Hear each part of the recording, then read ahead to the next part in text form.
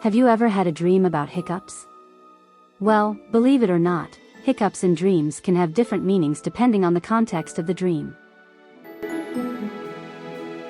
In psychology, hiccups in dreams can symbolize unresolved issues or repressed emotions that are causing inner turmoil and anxiety.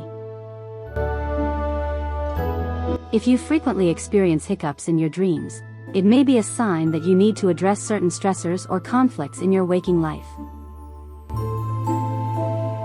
On the other hand, hiccups in dreams can also signify a need for relaxation and stress relief.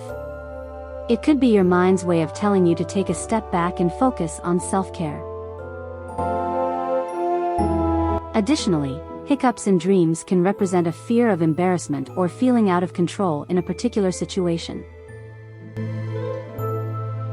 If the hiccups in your dream are accompanied by discomfort or distress, it may indicate unresolved trauma or emotional pain that needs to be addressed.